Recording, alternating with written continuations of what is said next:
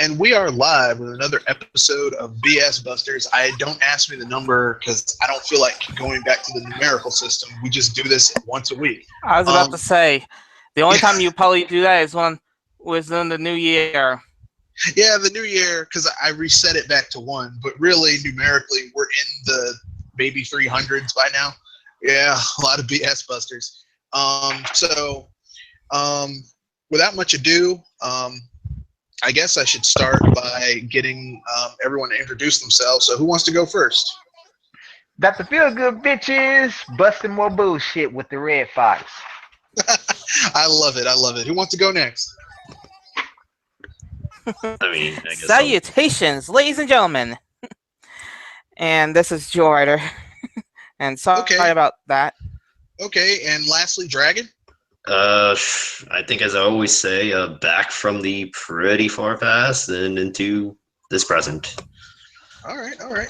And of course, it is me, Mr. Red Fox, the owner, proprietor, and all the blah, blah, blah, blah, blah of BS Busters. So without much ado, let's get into it. So the main topic of this BS Busters is going to be the why.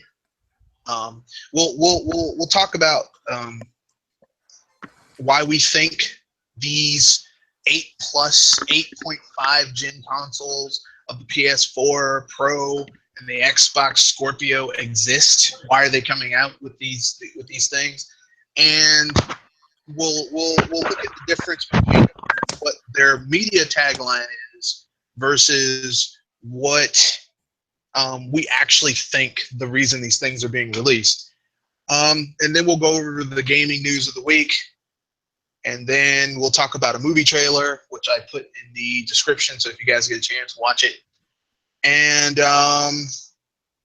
any other topics anyone wants to bring up, they can do as well. But so I guess we should get into the main topic first. So Microsoft, we can either tackle the Scorpio, the PS4 Pro first. It doesn't matter which.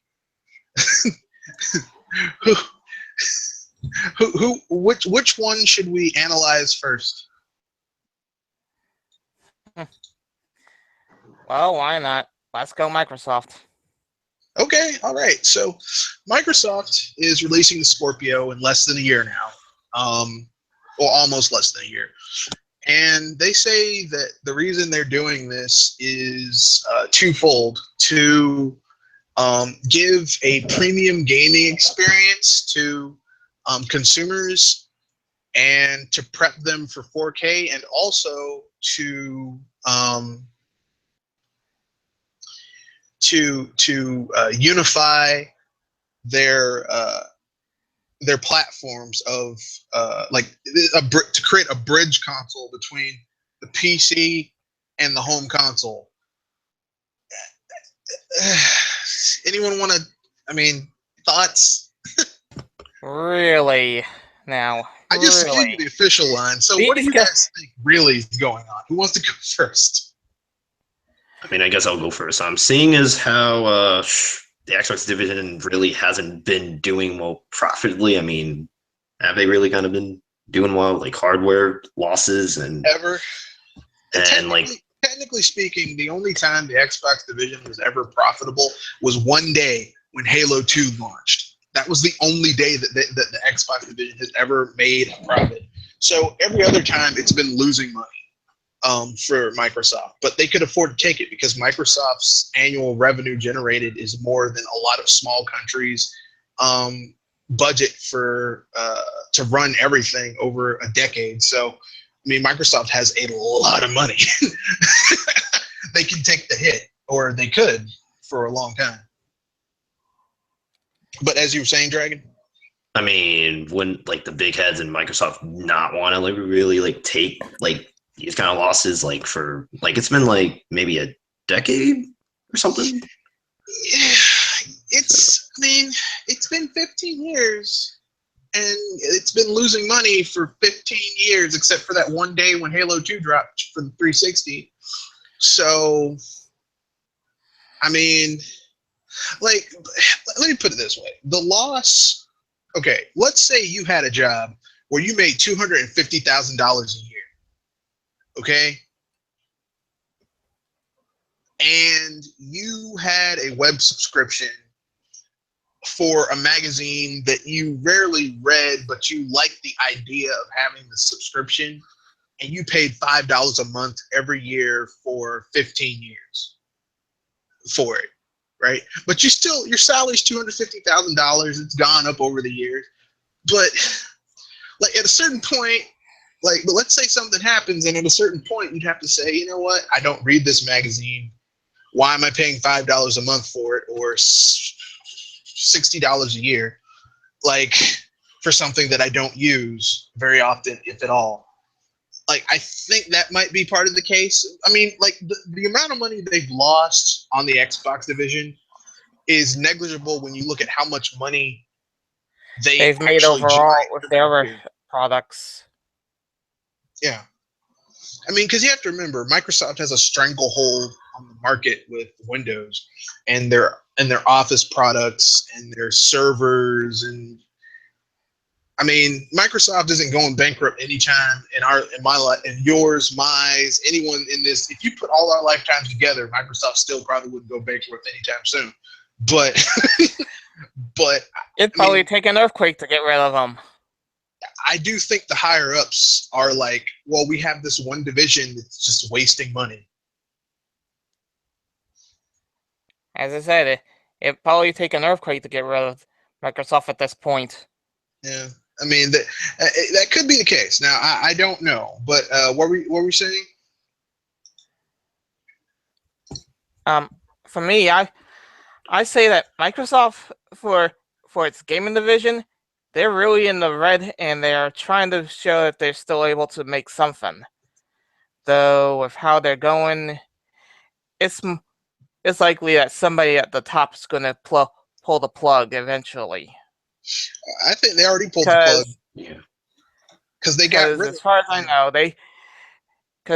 know, the reason why they're keeping the Xbox system in play is probably to keep Sony out of their hair for a while, and that's probably a small while.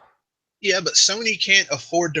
Sony is, and we'll get to Sony in a moment. Sony is like a little kid trying to play. Sony is like a little 6-year-old kid trying to play basketball with grown men. Microsoft is the grown man. Even if the grown man is not that good, he's still playing on a completely different level than a little 6-year-old kid can. You get what I'm saying? Mm-hmm. It's like an ant trying to climb a mountain from the bottom up. It's like an ant trying to fight a fireplace. It's like there's a lit fireplace at that. It's like there's nothing the ants can do to beat a lit fireplace. Like even if they have the numbers, it's just not gonna. It's scorched. The victory is not gonna be what the price that you have to pay for victory. You can't afford to pay, and that's the problem with in regards to Sony trying to compete against Microsoft right now. They just don't have the capital to really fight that type of war. But Dragon was saying something, and we cut him off. Sorry, Dragon. Continue. I mean, I don't know if I kind of agree, like, not really 100%, maybe like 60 that they're kind of competing. I mean, I don't know, like, based on like this year's E3, I mean, they would have kind of revealed the PS4 Pro, but they didn't. And they showed, like, I mean, you guys can say they're probably not going to come out because they're in development, no release date, but they showed, I guess, mostly exclusives, like PS4. Like, yeah, like this year E3, like the Spider-Man game, the like the new God of War, and I mean, like, I would normally agree with you, but like the numbers have shown that Sony exclusives don't really sell, and they don't really sell that well. So it's like Sony is like, yeah, we have an exclusive God of War that not that many people are going to buy. We have an exclusive Spider-Man game. Looks cool. Very few people are going to buy it. So, I mean, you have these studio, like either Sony has their internal studios working on this, or they've contracted it out to another studio to handle it, or they've done a deal under the table because Sony is known for that. I was about to say, it's likely that one. Yeah, and I mean, because statistics have shown, various surveys, that people who buy PS4s are not buying them for games. Which I guess kind of segues nicely into Sony, because I mean, Sony says, well, that we are creating the PS4 Pro to compete against. Sorry, I'm going to try not to laugh when I say this. We are creating the PS4 Pro to compete against PCs and to be prepared for high definition entertainment. Now, the high definition entertainment thing I can understand, because within the next 10 years, like there's going to be at least 30 conservatively to 60 liberally percent of the consumer populace will have some type of high definition television. Right now, I'm sorry, but seriously, 10%. The amount is about 10% as far as I know. Well, right now it is, but within the next 10 years, it's going to go up to like 30 conservatively estimating to 60% liberally estimating. So it's like either or 30 to 60%. But I mean, that's in 10 years. And they're making a product now to try to future-proof. Well, I mean, not only that, they're releasing the PS4 Pro. They say, this is what they said, to go against PC. But anyone who knows anything about PCs knows that, like, once a console is released, it's obsolete on the spot. Yeah. Well, not only that, I mean, let's break it down. On average now, when you get a new console, even if you get it on sale, a deal, you're going to spend between $500 to $700 on it right off the bat. Just getting the console. Depending on the console, like, okay, because you're going to get the console, so let's say that's between $400 to $500 by itself. No, that's between $200 to $300 by itself. But then you're going to get a controller, an extra controller probably. And sadly, those controllers' prices have been going up, which, as far as I know, is about the price of a game. The controller is $60. 2 games, that's $120. So that's $180 right there. So let's just say $300 for the system, $180 for an extra controller and 2 games, so that's $480. Then you add another $50 to $60 for online, so that's depending on the system, but that's really a bad practice in my opinion. So that's basically over $500, and that's for the lower end of the spectrum. If you get one of these newer systems, these newfangled pro system, these premium systems, you're looking at $500. That's 400. 400 then dang, I'm actually trying to count the prices here. But you're looking at $400 to $500 plus the $180 plus for the extra controller and 2 games plus online, because now you have to pay for online for both systems. Like for what exactly, I guess? Because I mean, well, if you want to play certain online multiplayer games, which, considering that like 80% of the, well, not 80, maybe like 70% of the games that are coming out now on these systems that are multiplats they're either heavily online centric or online plays a major portion. So if you want to enjoy the full functionality of the game, you're going to have to use their online services. In order to do that, you're going to have to use the PlayStation Network or Xbox Live, which means you're going to have to pay for their shitty online services on top of whatever you pay for your normal internet service provider. So it's like you're double paying for something that you already have. The reason why I'm glad that I know which system to get before I even buy. So hence why I said between $400 and $500. and then you add on 180 plus 60 to 50, depending on, because I know with Xbox Live the price fluctuates, because sometimes you can get gold for like $30 a year on sales, and sometimes like $50. I know PSN fluctuates between 60 to 50. I know they raised the price recently, so it depends on the location, right? well, the location, and also sometimes they too have sales where they're like, oh, you get PSN for $50 or 40 or whatever. My point is that these systems are basically like, if you want to get the premium ones, are essentially, let's say $680. Let's say you add another 60 for the online, so let's say $750. Just keep it all. For $750, between $650 and $750, you could easily get a mid-tier Computer. You could build a mid-tier gaming PC that would shit on these two consoles. So it's like they're like, we're building this to compete against consoles. Really?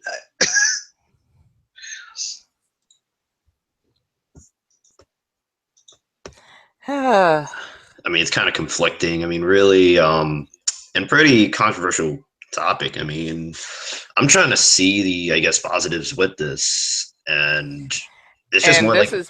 And this is before we talk about what happens with the Pro right now, with how many technical difficulties it has. Well, we all know the reason that it's having technical difficulties. Optimization. Oh, No. You said a dirty word, Dragon. you said a dirty word. You need to put $5 in the swear jar. I'm sorry. It's just look. I'm going to give you my theory as to why the Xbox One, the Scorpio is being released. Microsoft is basically it's giving them a backdoor. Okay, the Scorpio is going to be like even more of a mini PC than the Xbox One is right now, and it's going to basically be like their bridge unit between consoles and PC. It's going to be a mini PC basically, and they're gonna basically like that's their backdoor. So when they basically say, you know what, if you want to continue to play Xbox games, they're gonna combine. They're gonna scrap gaming on Xbox. They're gonna create like a virtual Xbox that's gonna be on PCs. You can buy the game. You can get it digitally. If you want to play those games on your TV, you can. Like with their Xbox Scorpio, or you could, like that's what they're gonna do. That's what I think. And I think they're releasing it so that they can basically say, okay, like so that hardcore fans of Xbox won't say you betrayed us. It's like, look, we gave you guys a new console, and like I think the Xbox Scorpio is going to be the last hurrah for the Xbox division. I think it's going to be their swan song console. I think the Scorpio is going to be Microsoft's Dreamcast. That's my own personal opinion. I could be wrong. So you actually think it's probably going to be like an Xbox slave anywhere, because they're already kind of doing that. Yeah, but I mean, it's going to be built from the ground up for that. Like these other features that they have now, they're kind of like, it's kind of like how Sony, like, yeah, the Vita, you can play anywhere bullshit, where they like added it after the fact. Like this is I'm sorry, I heard that and remembering what the Vita tried to be. Yeah, I mean, that's what they did. I think from the ground up that the Scorpio is going to be that hybrid between your PC and your your console and your TV. Like it's going to be more PC like than a console. And they've been going this way for a long time. I mean, let's keep it real. I mean, let's not bullshit it. They've been putting in Windows 10 to their system. Oh God, I hate Windows 10. But yeah, I think that's what the Scorpio is going to be. Now, as for Sony, Sony has a problem. Sony has a graphics problem, as far as I know. I mean, Look how much they spent and how much coin are they getting. Sony has a very big problem, and the very big problem is this. Sony has a console that is selling gangbusters, and yet they don't have the software sales to go hand in hand with the sale. Dragon, if you created a product that enabled people to enabled third parties to make money on it, and you're barely breaking even, but the people who create software for your product are making gangbusters, but not your people that make software for it, you have a problem with your product. So Sony, because they've never really understood that this is a video game business. Like, if you're in the video game industry, it's about video games. It's not about hardware. People have never understood that. Sony thinks, and this is just my reason I think they're coming out with PS4 Pro. I could be wrong. Sony thinks that if they release new hardware, it'll kickstart software sales. It's not going to. I mean, not bad, actually. I mean, I kind of think that's kind of what they're doing. They're trying to, like, double, I guess, their PS4 sales so they could double their software sales or something like that. Yeah, they think that, like, they don't seem to understand. The people who are buying PS4s don't want Sony games. They don't want. They could care less about Sony games. They probably haven't even seen a Sony game before. Well, the fans of Sony's IPs don't like. Okay, like Ratchet and Clank was supposed to be the game that was going to bring Sony's IPs back, right? It dropped. It charted for about a week, 2 weeks, and now you can get the game for like $10 or $15. Oh boy. New. Not used. New. Actually new, like 20. I was about to say, are you right, like $10 new? Well, if you go to certain places that are trying to clear out physical copies, like 10 or 15 new. If you go to like a GameStop, $20 new. Because as far as I know, that's a heavy loss, about $50 at least. Well, the game itself was a $50 game, and it's already lost like 80-90% of its value. And this is a Sony first-party IP. They own Ratchet and Clank, and it's losing money like that. That's bad. And that's not the only game. Like, literally, I know a place. I know a GameStop where they were giving away the Order 1886. Hold on. They're actually giving away trash. Yeah, they were giving away trash. Like, please take this shit. Literally, they were creating their own custom bundles to get rid of that shitty ass game. They're like, please take it. Just take it. You know, just take it. Shit. It got so bad that they were including a download code with it because they were like, this game, just fucking take it. You know? I'm sorry, but hearing somebody say they're giving away the Order 1886 is like saying, here's a pile of trash and leaves. Please take this off our hands. No, and I'm trying to say that without making a laugh. No, it's like someone saying, man, I bought you a hamburger and it was really good too. How did you know? I ate it. And here it is. And they just give you the foil it was wrapped in and just walk away. That's the Order 1886. It's the foil. It's not even a game. It's just, it's a demo. It's a demo that they charge people $60 to buy. And I'm sorry, if you're one of those people who was dumb enough to pay $60 to play a demo. Oh God, there goes wasted money that could have been spent on movies. Let me put it this way, $60. Where I live, the matinee prices are $6.54. No, $6.24. Basically, with $60, I could have spent literally 2 weeks just going to matinees almost every day. Food included? No, just for the ticket.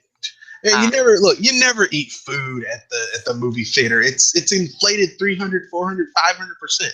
Never eat food. The only desperation I would do that for is with drinks. I'm cheap. But even I'm like, no, I'm not. No, I can't even do it with drinks because I know that literally like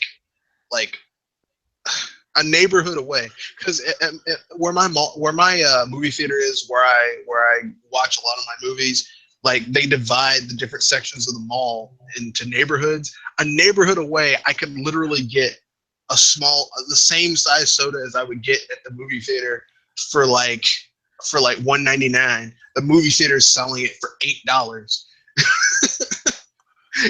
They've literally inflated the price 300%. That's probably the order 1886 right there. Yeah, I can't. I can't. I just can't. I can't. Sorry for the delay. What you bastards talking about? Well, we talked about why we're going on. Xbox is releasing Scorpio. You said why they're releasing the Scorpio? Yeah, we're like, why is this a thing? And then we went to one of the. I can give Microsoft more credit than Sony, and I give them more credit. And this is not me being a Sony hater. I plan on getting myself a PS4 in the next few weeks, a Slim. But at least for Microsoft, I can say, all right, then the Scorpio is, as we know, is due to release the end of next year. Mm-hmm. That's 4 years. Mm-hmm. Okay, so PS4 Pro released 3 years later. Okay. And it's only a small step above the typical PS4 right now. I don't care if you see an extra layer on there. They say it has an extra processor. At the end of the day, it's still only a small step above. Well, that's it. At least the Scorpio is a lot more. I would make the argument that the Scorpio, in my eyes, is only a small step above what the Xbox One is. I mean, it does 4K, but I mean, here's the problem with them trying to tout 4K as a feature for the Scorpio. No one's making any fucking 4K games. So, I mean, that's like someone saying, that's like someone coming up to me and saying, this is a car that runs off of Altarium. That's cool. What the fuck's Altarium? Oh, it's going to be the fuel of the future in the next 125 years. Mm-hmm. But this is now. That's how it feels with the Scorpio. They're like, yeah, it's going to be 4K this and 4K that. Okay, cool. How many people have 4K TVs in America? Like less than 2%. And it's projected to be 10% in the next 5 years. Like in the next 5 years, 10%. In the next 10 years, between 30 conservatively to 60. So basically, you're creating a device that won't really make you any money, really, for the next decade. Well, hey, didn't they say that the Xbox One and PS4 was supposed to be 10-year systems? Yeah, man. And yet we see alterations near 4 and 3.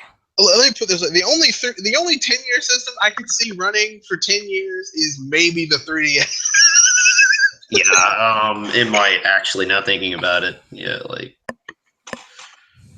And actually, the only 10-year system I see right now, and that actually is still getting support, and is still getting even some of the 8th-gen games, is the Xbox 360.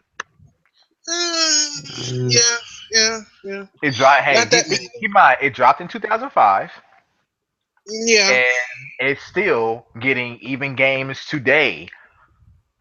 Yeah, that's true, but there's one caveat. The Xbox 360 is discontinued. I mean, it's still getting partially supported by Microsoft. Like they still are maintaining Xbox Live and stuff like that. I love it. You know, which I mean, it's a 10-year system. I mean, it's definitely going downhill though. It's very, very long too, looking like Granny. But still, I mean, I do give it credit though, because I mean, it's still going. Just like the PS3 3 is still going. It's getting Persona 5. And I think even last year they both got Black Ops 3 just without a damn campaign, but they still got it. So to me, they're still going strong. Maybe not the way we want them to, but overall, hey, Xbox 360 is that year number 11. I give them credit. It's still kicking. It's still rolling along, but we weren't talking about the 360. We're talking about the Scorpio. And then we segued nicely over to the PS4 Pro. My theory was that the only reason they're releasing it is because Sony has a desperate problem. for coin. Well, they have a problem selling their software, and they think that if they release new hardware, it's going to sell their software. Speaking of the PS4 Pro. Okay, so today I went to GameStop just a few hours ago to pick up a Robin amiibo. They got a new restock of Robin, which is also incredibly rare. There's a guy in there. I guess he must have just purchased recently the PS4 Pro, and he was inquiring about the VR. And I think he actually did purchase almost $400 worth of shit for VR. And I heard her asking questions about it, and I'm sitting there. I want to so bad tell him, did you really just waste your fucking money on this thing? I honestly don't see what's so amazing about it. The VR is nothing new. It was done 15, 20 years ago, and failed that many times, I think. And my thing, I'm sitting here thinking, okay. So if you already own a PS4 Pro, if you already bought one of those things, and now you're sitting here about to get this VR shit, to me, you are not. When it comes to gaming, you're not wise, and I don't mean wise in terms of I think he's a blonde in video game form. To me, he's buying it just because it's the it thing right now.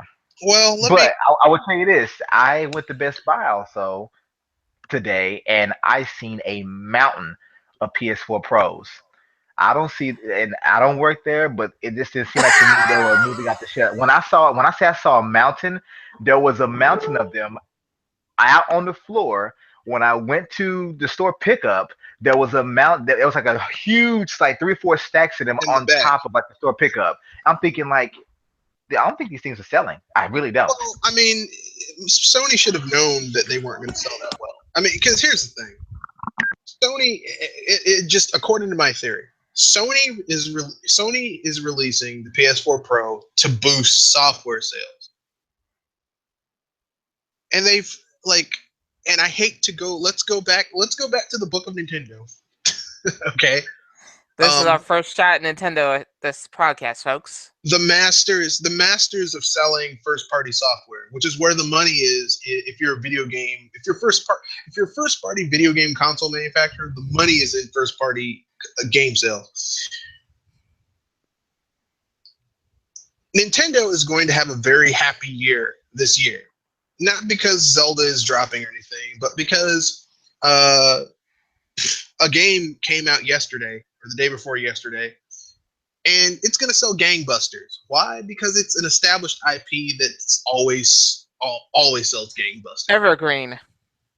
And it's going to sell gangbusters on a handheld that's old as fuck. Okay. I mean, comparatively speaking. I was about to say, as far as reviews say, that the software is pushing the hardware to its limits. Well, I mean, look, no, it's not. No, I'll tell you what pushed. I'll tell you a handheld that was pushed to its limit. The Game Boy. They pushed that little gray brick till it squealed like a pig. But you know, I have a soft spot in my heart for the Game Boy. But you get what I'm saying. I agree with you there to a degree. You have to release. If you want to sell software, you have to release quality first-party software that people want to buy. That's what sells. Software sells hardware. Hardware doesn't sell software, dumbass. And that's how it feels when I look at this. I'm like, every time PlayStation pulls a stunt like this, it just makes somebody wants to facepalm and say, Why? It basically it makes me feel like anyone here watch that '70s show from back in the day? Oh God, I try to avoid that. Yo, Doc, did you ever watch that '70s show? Okay. Yeah, in that '70s show, there was this guy named Red Foreman, and he was the dad. His big thing was that he'd go to his son. He's like, "Way to go, dumbass!" Whenever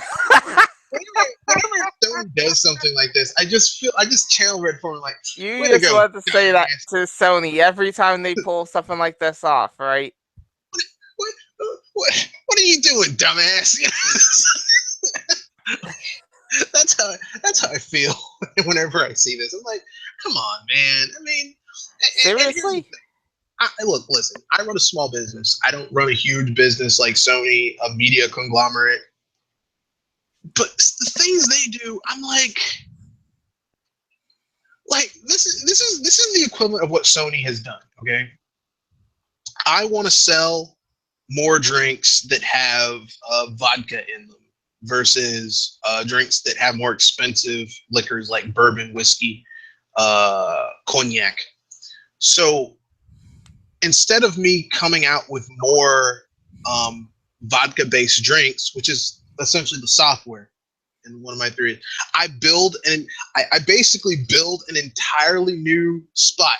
I open up and build a fourth spot, or I build and open up a fourth spot, putting myself into massive amounts of debt, hire people, putting myself into more debt, buying everything I need to build up the insides and everything, so that I can sell just vodka at that one spot, hoping that enough people will come to that fourth spot to make up what I lost in building it. And to make more And money. that is entirely why are you all stupid? That's Sony. They're like, hey, we're gonna release the PS4 Pro we're gonna open up a new place to sell more drinks. But I mean, it's more expensive to open up. The red flag that should have told them that earlier should be the PS Vita for star's sake. They should have just. I mean, they should have just released more first party games. I mean, do they have the money to? I guess is kind of the Let me put it this way: if they have the money to release the PS4 Pro, they probably could have diverted those funds instead of releasing the Pro and released some first party games. Like if they're researching virtual reality, if they're releasing a VR, basically Sony has two consoles coming out this holiday season: the Pro and their VR, which is basically another console. If they had the R&D money, which I mean, it takes billions. It takes billions to research new consoles.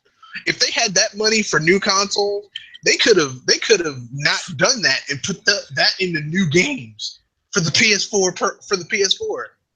I was about to say that's money coming right out of their pocket, and as far as I know, that's about 20 games they could have made with trying to make the PS4 Pro and the VR. 20? No, as in that's $20, $60 games as far as I could get. Let's say they spent 10. Let's say they spent 10 billion between the PS4 Pro and the PSVR. Okay, let's just say hypothetically. Okay, if anything, I was going to explain how I came up with what I thought. Okay, go ahead. I was thinking that the price of those two pieces of hardware alone, they could actually make a good. They could actually make a certain amount of game. They could make those into games that could bring in people. And as far as I know, that's $80, and they're and divided by 60 per game. That's close to about 20 games.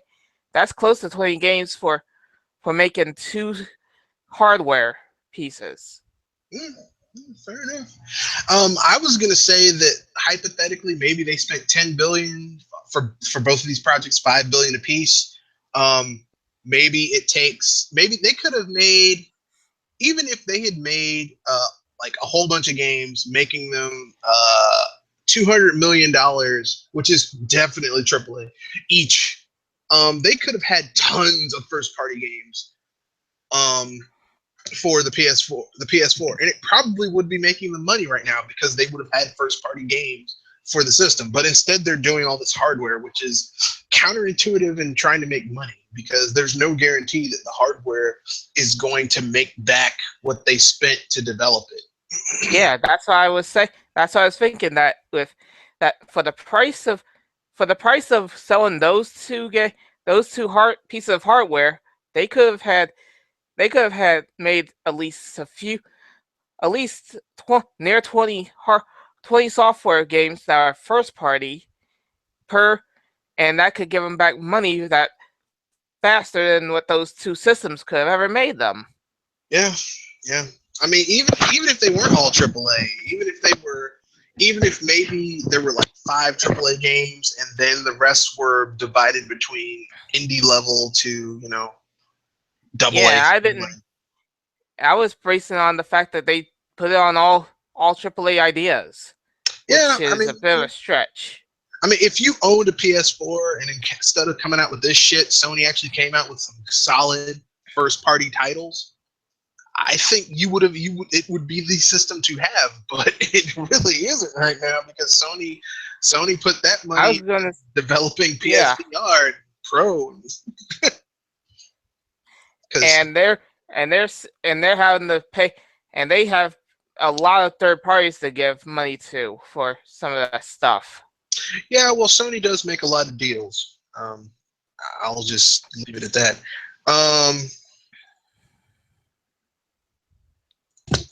And I think that just leaves us with one crew left, and we barely touched on them.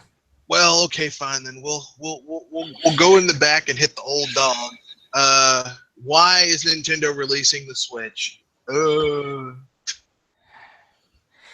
And with me, I'm going to start this off with a thought. They had problems with the Wii U ever since people started pounding on them, and as soon as the Switch came out, they started singing praises and saying, "Yay, the Wii U's dead. Now we can get back to real games." And yet I'm here. Yeah, I'm seeing this as outreach of trying to reach out to other people or making their own new way, and having to deal with the headaches of people saying that they are finally getting with the times. Anyone else wanna? I mean, I guess I'll kind of go into it. I've kind of been putting maybe a lot of thought, I guess, in it, and I guess like what it really is, what they're kind of really trying to do, and maybe I'll kind of put in a prediction of my own of what they're really kind of trying to do. So, it's marketed as a console. It's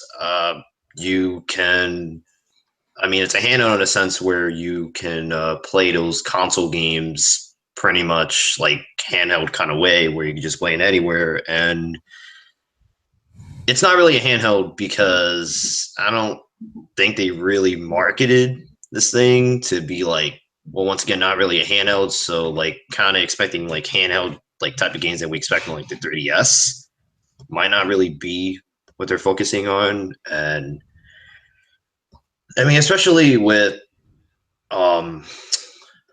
like they kind of have to have Pokemon to kind of sell like their hardwares and softwares, and like they just came out like a new one, Sun and Moon, still on 3DS, so coming in like so the next generation, which I think is going to come in like 2019. I don't know if it's going to be on this system because I think that's going to increase the development if they're going to like make the next generation like HD, enhanced graphics, and I think they also kind of have to get a Diamond Pro reimagining eventually because that's sold, I think, a lot in order to I think keep the fan base that they could still there. That could be the case. Yeah. So what I'm thinking is going to happen is like Switch is really the like I guess the first time they're trying to bridge console and handheld, but they kind of got themselves put into kind of a corner where, okay, they're marketing this as a console, so what do we like do about like handheld? And what I think they're going to do is 3DS will still keep on going on. Maybe it's going to get like the regular 3DS will get replaced by the new 3DS in 2019. Like I think the next game will, like the next generation will be on the new 3DS for like till like 2023, and then 2023 is a release date of whatever the HD Pokemon's game is going to be, which is going to, I guess, be the fully realized, like the next, like the successor to the handheld, the actual successor to handheld. And like for the successor, like, do I think the NX is really like a successor to the Wii U? I mean, if they do it that way, it's going to be kind of sad. But I honestly think it might be best if they just take the concept of the Switch and just kind of just, you know, like taking games on a go, and then just kind of combine it with the dual screen or dual screen kind of gameplay that we're seeing with Wii U, like Xenoblade and like Tokyo Mirage Sessions, and like come out in like 2019 or something like that. So yeah.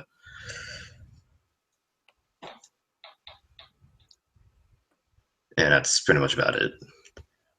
Okay. Dr. Feelgood, you joined us. What do you think about Nintendo Switch? Well, I've said this in podcasts recently, numerous ones, in fact. I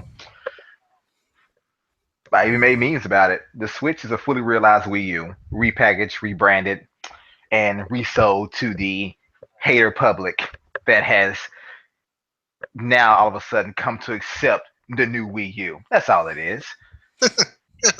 Yeah, I mean, like as a person that owns 2 Wii U's and over 50 quality titles, trust me when I say that damn thing is nothing more than a fully portable, fully realized Wii U. I don't give a shit who you are. I don't care if you are deep into tech. Anyone that owns the Wii U and loves it, the first thing they saw when they saw this thing was, it's just a Wii U I can actually take away. That's it. Yeah. It's a gamepad that I can actually take outside the house now. Like, and I'm gonna piggyback off of what Doc said. Basically, when I saw the Switch, I looked at it and I'm like, Nintendo pulled another GameCube to Wii. The GameCube did, although it was the most powerful console at the time, it didn't sell well, but it had great games on it. But So one of the best Nintendo controllers, repackaged it. Yeah, they so repackaged Nintendo the shit and they called it the Wii. called it the Wii. Yeah, and And basically, they even said, you know what, you can bring that shit with you. We can play your old GameCube games on here, like direct from the disc. so basically, I mean, obviously not the tech wise, because the motion controls. The Switch doesn't have. No, I think it does have motion control. The Switch doesn't have an optical drive, so physically it's not backwards compatible. But I do think that this console form factor wise is very reminiscent of the Wii U and the Wii, because I mean, think about it. They said it in the little presentation they had. They showed it. It's got 2 wireless controllers with gyroscopes on the side that you use to click into the thing. They've got infrared and they've got gyros. They're basically wireless Wiimotes. Yeah, basically. 2 of them. And That come with the system.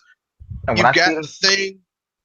You've got the thing in the center with the screen. They called it a gamepad. It's a gamepad. You've got two Wiimotes, 2 wireless Wiimotes, a gamepad. I mean, it doesn't have the asymmetrical gameplay, but hell, I mean, other than that, I mean. Well, here's my thing though, and I could be completely wrong about this, but here's the thing. I think it's gonna have asymmetrical gameplay, and here's why. Nintendo didn't show us everything in that trailer. They gave us what we've been wanting for a while. We just They want to know gave what us the hell a the thing was. taste. It's a taste. Now, ask yourself this: from what you saw in that trailer when they was putting the cartridge into the tablet pad itself, and you can attach controllers to it. Now, if this thing a home console, and a handheld. Why is the base so big? Now, I know you may be thinking, like, well, it's actually kind of small, like, meaning if all this thing does is that you sit it down and it runs that signal to the output on your TV, there are much smaller devices in this world that can take something on a tablet and run that and transfer that signal directly to your television screen. Ask yourself, why is this shit so big? Where to the point where it covers up the entire front face of the screen and the back. I'm telling you, I think that that base is much more than just, oh, well, this has houses your USB ports and your power jack and your HDMI cable. It does more than that. It does a hell of a lot more than that. It's a But I hidden. don't think asymmetric gameplay has gone because Nintendo. Ask yourself this: even though something may not have taken off, when has Nintendo ever left useful technology behind? Only Only time that the VR. That's the only time they ever said, you know what, we're not gonna step in that path. Exactly. You do ever nice steal. But see, Because I was going to say the only time they left anything behind was the VR, and that was for the game. That's was 64. and yeah, I but can that's what I'm understand. saying. But since asymmetric gameplay was one of the primary concepts of the Wii U, I can't see them leaving it behind because developers chose not to use this shit. Because Nintendo, even though they didn't take full advantage of it, but look at the situation. They were expecting third party developers and publishers to fill in the gaps while they were making their own games. When they when they all walked out the door on them and turned their backs, Nintendo had to devote all their time, full time, all their resources to putting out quality games, and they couldn't always put or take advantage of that aspect because their fans are just needing something to play. So when you have to all of a sudden manage your own damn restaurant all by yourself because all your workers quit, you can't exactly make your signature dish with all the things in it. You can't always do that with every single title. You got to cut it short sometimes. And not only that, you're working on your next console and you're still having to support your handheld. Nintendo carried the Wii pretty much by themselves. They had virtually no help. So I could see them dedicating their resources saying, okay, shit, we have no third parties. They don't want to work with us. Fine. So even though we had plans, because think about it. Here's an example. Tropical Freeze. Tropical Freeze don't even use the gamepad whatsoever when you're playing on a television. Almost every Nintendo game on the Wii U has always displayed the game in one way, shape, or fashion on both the gamepad and the television, whether it be two different things or the same damn thing. Why would they shut it off on that game completely? It doesn't make any sense. That's a simple platformer. They had to decide to cut corners somewhere. Even with Wii Sports, was it Wii Sports Resort 2? They had to cut corners somewhere because they had to devote all their resources to just putting out good, decent games. So to me, I don't think it's going anywhere. I just don't think they didn't want to show the shit because it wasn't important to show. Yeah, I think this thing can accept more than one tablet. Just like the 3DS, you can have 4 people playing a game. You can have 4 3DSs and only have one damn game, and everyone can share and play that shit. You don't think this system's gonna support that? If It they makes pull no off sense to take out something like, asymmetric gameplay. I was going to say, if they pull off something like what they tried to pull off in the handhelds, then that would be a real game flip. And No, I'm pretty sure it is. Because think about it. Not everyone that you know is going to always have the exact same library you have. exactly. So they have to prepare themselves to be like, okay, so if we do this for the 3DS, which of course not as much resolution of power being pushed. All right, if this is going to be a hybrid, they have to at least be somewhat willing to offer the same experience. Meaning, you got one player, one person has Splatoon copy in their damn tablet. The rest are sitting close quarters, and it's just basically streaming that shit wirelessly. Basically, like you can do with LAN play with the Wii U. I think it's going to be there, and the reason I think it's going to be there, the biggest reason, is Splatoon. I'm sorry, I don't give a shit who you are. I don't care if you do play with sticks. This game, especially on a professional and competitive level, you cannot be as effective without the gamepad. The ability to super jump no matter where you need to go, would it be a split beacon or a teammate, and seeing the actual status of the map as it's being updated real time, you can see what's being painted and where. You cannot beat that. You need that shit. I'm sorry. It's so easy to look down at your gamepad and be like, "Oh man, someone's over here just painting over all this shit that I just painted over about 30 seconds ago." You can see that. Without a gamepad, you can't see that. Now you can say, "Oh, put the map on the screen," but that's more shit. That's a heads up display that it's just blocking other shit on the screen. Splatoon has a completely clear image Yep. because they put everything on the gamepad. No other shooter does that. No other shooter. So they have to have asymmetric gameplay, even if it's just for that game alone. You have to have that. So I don't care what anyone says. I truly believe it's going to still be there. They just haven't shown it to us yet. Just like I think that dock can support two, because they said that Wii U could have supported two gamepads, but no games took advantage of it. Nintendo said, "Well, we don't have any games right now that can truly take advantage of having two gamepads." Well, I bet you one game will and should. Splatoon, because right now that's the reason I bought a second Wii U, so my wife and I can play simultaneously together. You can't do that on one system. Not online, you can't. That game brings families and couples together. That's awesome. That's awesome. And like I said, man, I gotta agree. I mean, I think everyone's opinions are valid here about what the Switch is.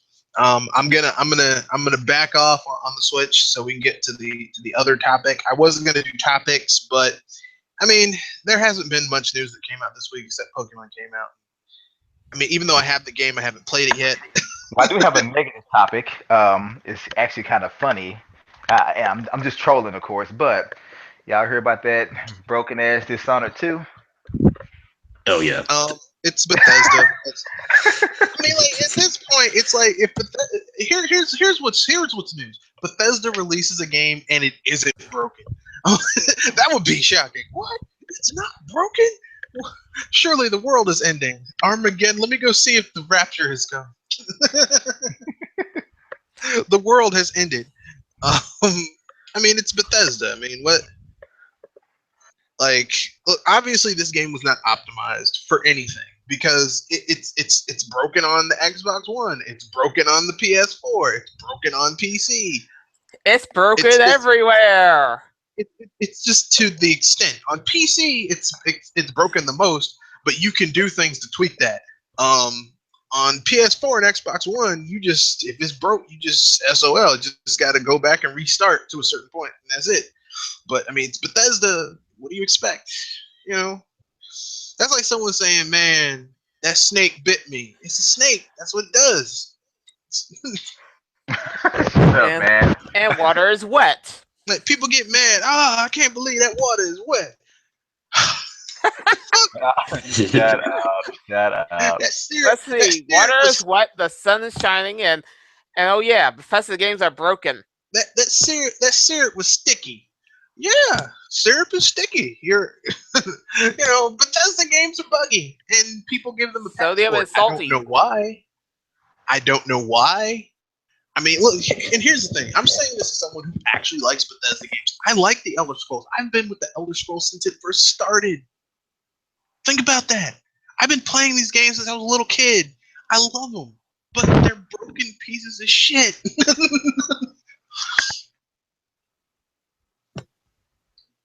Yes, I said it. So that leads to the final topic, which is this: our thoughts on the upcoming movie film coming out in a little bit, King Kong, Skull Island. Your guys' thoughts. Who wants to go first? I see potential, but then again, we had Godzilla. I'm guessing you weren't a fan of 2014's Godzilla. I'm mixed with that.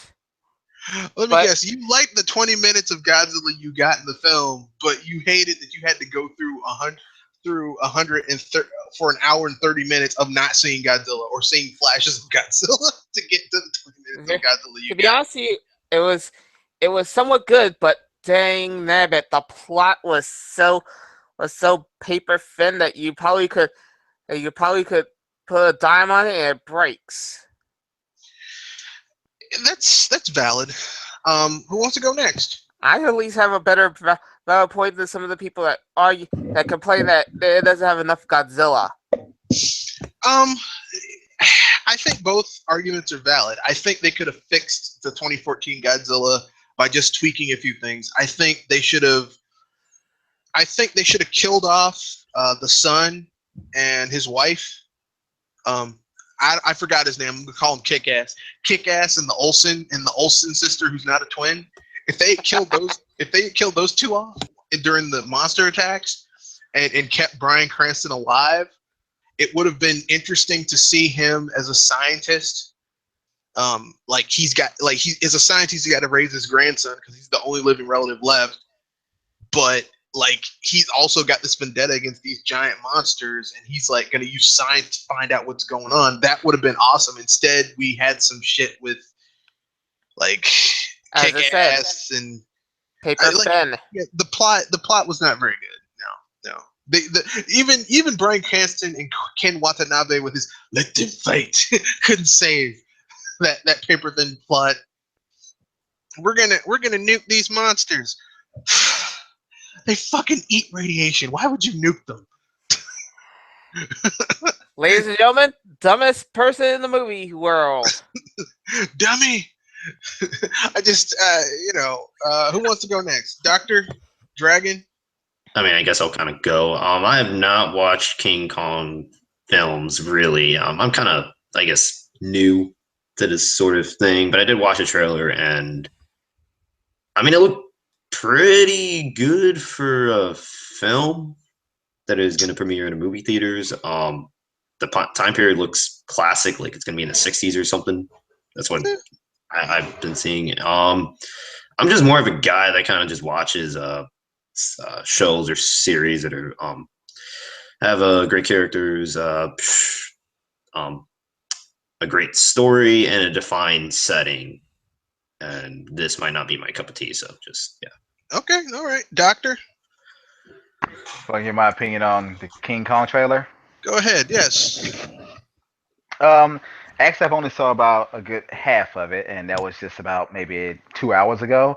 From what I saw, it looked pretty good. It looked pretty good. Now, is there like a rumor that Godzilla's going to show up in this?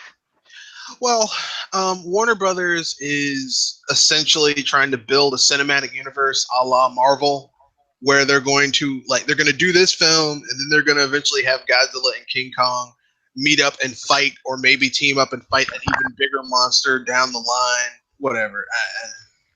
I don't know, man. I mean, don't get me wrong. I'm interested. I mean, you guys will rip out. You may not like what I'm about to say next, but I actually did enjoy Peter Jackson's King Kong. Okay. Yeah, I enjoyed that. That was an interesting movie, really, but it has its bumps. And I also enjoyed the recent Godzilla film that came out, was like a couple years ago. 2014. Yep. Yeah. So I actually enjoyed that one. But yeah, I'm looking forward to it. I really am. I'm curious. I give most things a shot. But other than that, yeah, I mean, from what I saw, it looked pretty good. I'm intrigued. Okay, all right. I guess I'll give my opinion. Well, I'm actually looking forward to this film. When I saw that, like, when I read reports and saw the trailer, that it's not going to be a retelling of the 1933 King Kong film. Because I don't know about you, I'm tired of King Kong losing his shit over some ugly chick, and then getting kidnapped from his home, and then killed. Like I hate that. Here's the thing. So cliche. Well, not just that, but I had to write. I had to do a research paper in film class. So I took a lot of film classes in college about King Kong. It has a lot of racial undertones and overtones, and I fucking hate that story. And I'm glad that for once we're going to have a film where King Kong we get to see King Kong as the natives would see him, which is basically this force of nature on this island that you don't fuck with. And we get to see. I can agree with you there because I mean, don't get me wrong. I can respect original storylines. I really can, but you get tired of seeing the same shit over and over. And Yeah, I mean, even when they redo it, it becomes more and more corny, and yeah, sometimes more pathetic. they've done this shit 3 times. I mean, they did it in 1933. That I'll give a pass. Fay Ray, you get a pass. But then they did the shit with Lana Lang in the 70s, and then they did it again with Peter Jackson. And I'm sorry, the casting of that movie. Oh God, Jack Black. Yeah, Seriously, I can agree. like none of these I people love look Jack like they Black, but I belong don't think there. he was the best cast for that part. Yeah, He wasn't the best cast. no one in that film really looked like they belonged there. Now, I will say this much. I wish this movie was rated R so that we could hear Samuel L. Jackson curse.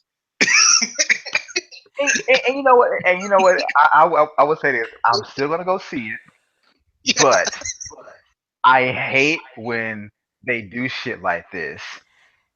King Kong is a violent film and character. Period. And We try to make people are stuff like putting it that into PG. PG-13, and you mean to tell me Sam Jackson's in it, so we won't hear any motherfuckers whatsoever. Yep. Yep. Well, I mean, they missed the thing with the Winter Soldier because let's keep it real. Wouldn't the Winter Soldier have been so great when at the end Samuel L. Jackson had popped up and been like, "Yeah, motherfucker, you thought I was dead, didn't you? You thought I was dead." I mean, you're talking to someone that like when my wife and I saw Hateful Eight months back, like we really watched it. The day we purchased, we watched it like 3 times in a row. I mean, to go from that to see him toned down, it's like he's a man you have to let loose. Yeah, Yeah, exactly. I need Samuel to be Samuel, Yeah, he and for needs to be him to free. be in a film that's not rated R, it's just kind of like I don't want to see a toned down Samuel. I don't. I don't Well, want to see a sophisticated Samuel Jackson. I want to see an asshole Samuel Jackson. well, I don't know. I don't know if it's rated R or not. I hope it is rated R. It probably won't be because they want this to be one of those 4-quadrant movies, which is terrible. Because I mean, Sam Jackson, he needs to be free to curse. I'm sorry, and I mean, And how many of these PG movies are going to be made before somebody allows a rated R movie to be released? well, I mean, the only reason I say it needs to be rated R is because I mean we need to hear because Samuel L. Jackson is at his best when he plays an incredulous black guy When who he's is trying allowed to to cope. be, To me, Samuel L. Jackson is no when he's different. allowed to be himself, he can let loose a lot of words that everybody would obviously say if they were in that situation. Yeah, Exactly. he's like I said, he can't like when Samuel L. Jackson He's is a at his Bernie best, Mac, basically. when he can't believe the shit that he's in, and like he can't believe, like he's exasperated. He's like, I can't believe this. Except he curses when he does it, and it sounds beautiful. He's like, I mean, best What record, the Pulp freak? Fiction. Yeah, Pulp Fiction. He's like, oh, I'm sorry, did I break your concentration? He's like, Carl, say what again? Say what one more time? Or when they shoot Phil Lamar's head and they're cleaning the back of the car and he's like, this is some repugnant ass shit. You know? I mean, like Samuel L. Jackson just really channels just being completely like he can't believe this bullshit and how dare you pull him into it. And I think that being an army major or a ranger or whatever he is on an island with a gigantic gorilla, I mean, I just would love to hear him cursing. This You would have gigantic had a gorilla. lot of swearing going left and right with Exactly. that. Look at this shit. It's a gigantic fucking gorilla. Why'd you trick me to come to this fucking island with a Wait until gigantic you gorilla? should try to build up to him, because if anything, that would have been gold. And I'm just saying that probably would have been if this film isn't rated R, it needs to have a rated R director's cut with Samuel L. Jackson just cursing Yeah. about being on an island with a gigantic fucking gorilla. I mean, because there's no one else who could curse that and make it sound good except Samuel L. Jackson. I mean, if anything, I would have wanted Samuel L. Jackson to.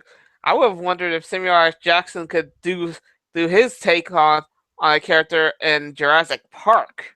That would have been rich. Dinosaurs hate me. They fucking hate me. No. But anyway, I didn't say which part. but yeah, I mean, just I think this film is going to be fun. From what I've seen of King Kong, he looks like he ain't fucking around. And for me, as I said, I see potential, but then again, I hope it's not going to end up like Godzilla. Yeah. Well, I mean, you have a better cast than Godzilla did. I mean, because look, Bryan Cranston and Ken Watanabe did the best they could, but Kick-Ass is not a very good actor, or at least he didn't have anything to work with for that script. Because apparently, in this latest film he's been, he's actually pretty good. And the Olsen twin that isn't. I mean, ouch. Well, she is. She's one of the Olsens, but she's not one of the twins. So. She's an okay actress. I was about to say she's that terrible in that spot. I mean, like, here's the thing: in a monster film, no one really cares about the actors. They just want to see the monster. Yeah, the only monster film that I've ever seen that had really good acting was the original Godzilla in 1954, because that film, but. The thing you have to realize about the original Godzilla is that it's actually a serious film. Like, it's got a monster in it, but it's a serious anti-nuclear weapon, anti-war film. Like, it's meant to be taken seriously, and the people in it are very serious when they're playing those roles. Even though, it's a gigantic fucking monster. Oh no, it's Gojira! It is Mecha Gojira! Some of those movies are gold. Yeah. I'm this Thanksgiving, I'm just gonna stay home and watch all of those, then go to my parents' house and eat Thanksgiving dinner, and then come back home and finish watching the rest of them. I was gonna say, hopefully you don't go into a turkey coma for that. I don't mind going into turkey coma. I'll just bring some leftovers home, fix myself a turkey sandwich with dressing and some cranberry sauce, maybe a little bit of gravy, toast the bread, make myself a big sandwich, and just watch my Godzilla films while chilling out. But with that being said, we've reached the end of our podcast. We were going to go over some video game news, but like I said, not much has happened this week except for a few releases. I mean, Pokemon. That's the big release this week, really. Yeah. I know some people would say, well, what about thank you very much for making me hungry. What about Infinite Warfare? There's nothing about it. It's Infinite Warfare. It's a game. Came out. Didn't sell that well. Activision ain't talking about it. I mean, Watch Dogs 2 came out this week, but... no one cares. Like, no. Yeah. like, no one's like, remember how Ubisoft when the first Watch Dogs came out? It's the highest selling. It's doing so... Yeah, they ain't saying shit because it's not doing that well. So I was about to say it's doing as well as trash. Yeah. It's doing better than Modern Warfare. I don't think it had the budget of Modern Warfare, so I think it's doing better. I was talking about something like No Man's Sky and The Order. The odor. I'm gonna stop before I get into a rant talking about how so many lackluster games have come out during the 8th gen thus far. I was about to say, let's save that for after this show. Well, you could, but I got the munchies. I gotta go get something to eat. So, anyone want to pimp out any topics, any news coming to their channel? I know Dr. Feelgood's got a podcast coming up at 9:30. For me, I'm about to try to put up another Beyond Level 1 review. Cool. Dragon, anything you want to pimp out? I mean, with the release of Pokemon Sun and Moon, and unfortunately me kind of spoiling it, I might put out a prediction for what I guess the next couple Pokemon games are going to be. I guess like the future, yeah. All right. Doc. Doctor. Yeah, well, glad to be here once again on BS Busters. I would invite everyone to check out my my last few video prescriptions, especially one today, which is I named "Shoot the Shit," which Haven't is seen about yet. it's about the market being flooded with shooters. I mean, we had 5 major releases in the last month and a half, And all of them are and shooters. all the shooters, yeah. Um, Other than that, I maybe have my podcast tonight. If not, it will be tomorrow. Depends on who shows up. I know it was last minute. I've just been busy. But yeah, OGL number 39. Look out for it. Other than that, we're going to get back to playing some more games, namely Sunset Overdrive. And as I always say, keep it gaming. That's a fun game. So yeah, me, Mr. Red Fox. I have nothing coming up. Well, no. I have some videos I've been working on, but it's just. It's been a while since you released any videos by yourself. I'm tired. I'm tired. I've been busy. Shoot. I was about to say, what's been leeching your batteries? I just been tired. Been doing a lot of stuff. I mean, school, business. I was about to say you might need to make a day for a day off. Oh, I take plenty of days off. It's just when I'm off, I'm still off doing stuff. So I mean, like I've just been busy. So I'm gonna try and get some videos out this week. Because I'm doing Thanksgiving vacation. I'll be off Wednesday, Thursday, Friday, like all throughout the rest of next week. So I definitely will have some videos out. Look forward to it. It's going to be some good stuff. And peace out. See you guys later.